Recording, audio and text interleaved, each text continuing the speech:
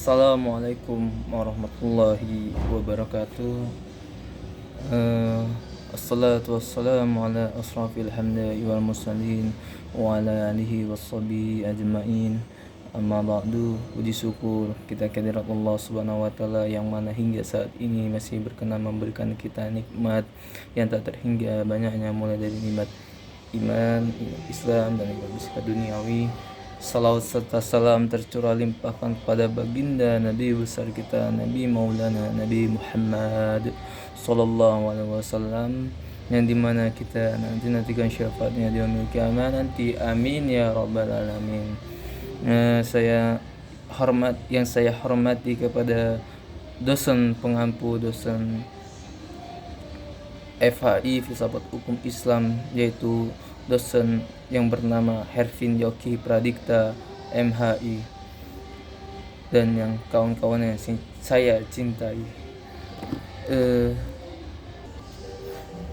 Adanya saya di sini membuat video untuk melengkapi tugas Filsafat Hukum Islam yang ke-10 yang ke-11, yaitu kaidah-kaidah hukum Islam.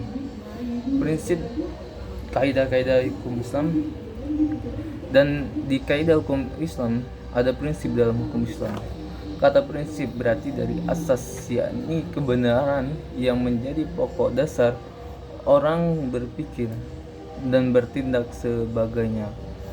Adapun yang dimaksud dengan prinsip-prinsip hukum Islam ialah cita-cita menjadi pokok dasar dan landasan tumpuan hukum Islam.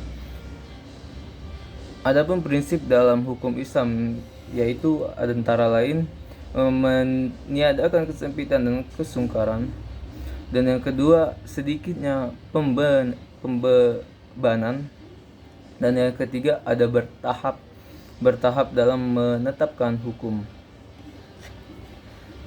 dan yang keempat adalah memperhatikan kemaslahatan manusia, dan yang kelima mewujudkan keadilan.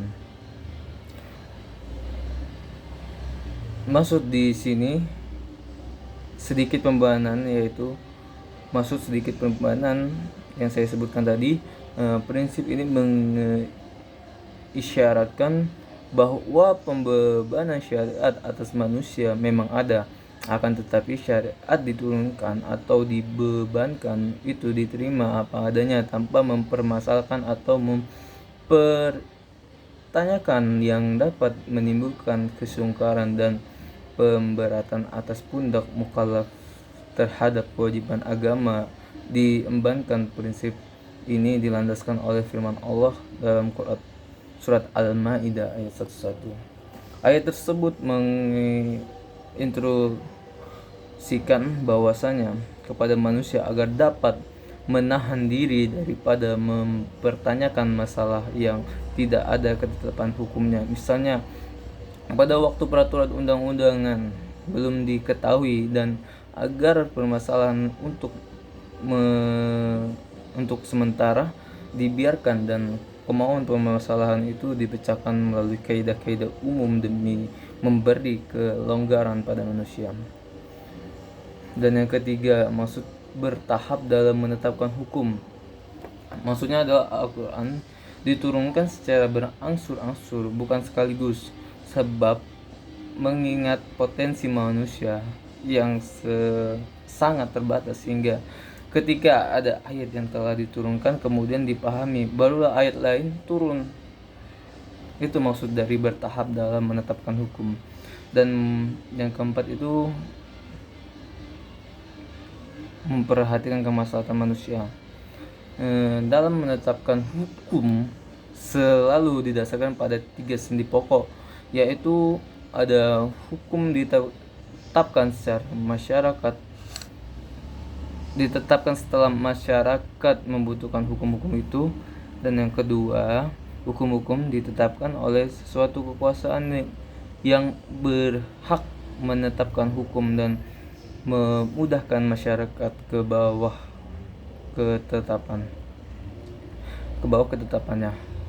Dan yang ketiga itu ada hukum-hukum ditetapkan menurut kadar kebutuhan di dalam masyarakat. Dan 5, mewujudkan keadilan. Manusia menurut pandangan Islam adalah sama baik di hadapan Allah. Sama baik di hadapan Allah maupun di hadapan hukum, tanpa ada melihat mana tinggi dan mana yang rendah. Dan jabatan seseorang tua maupun muda, melainkan seoptimal yang semaksimal apa yang telah ia perbuat dengan hukum Allah itu sampai mendapat predikat takwa. Ada kaidah dalam hukum Islam. Kata kaidah secara etimologi berasal dari asas. Adapun menurut Asy-Syuuti dalam kitab Al-Asyabah wa An-Nazair bahwa kaidah adalah hukum yang bersifat kulli atau menyeluruh, atau general law yang meliputi sebagai bagian. Macam-macam kaidah hukum Islam, yaitu ada kaidah asyiyah, dua ada kaidah khairu asyiyah. Nah, di sini ada tujuan hukum Islam. Kajian tentang maksud tujuan yang ditetapkan hukum dalam Islam merupakan kajian yang sangat menarik dalam bidang usul fikih. Al-Syatibi mengatakan bahwa doktrin maqasid asy-syariah adalah melanjutkan dan mengembangkan dari konsep maslahah. Dan tujuan hukum Islam atau disebut maqasid syariah itu adalah memelihara agama, akal, jiwa, dan memelihara kehormatan dan harta kekayaan. Mungkin itu saja yang dapat saya sampaikan. Kurang lebihnya saya mohon maaf apabila itu ada kesalahan, itu datang dari saya, apa itu ada kebenaran itu datang darinya Allah Subhanahu wa taala. Wabillahi taufiq wal hidayah. Wassalamualaikum warahmatullahi wabarakatuh.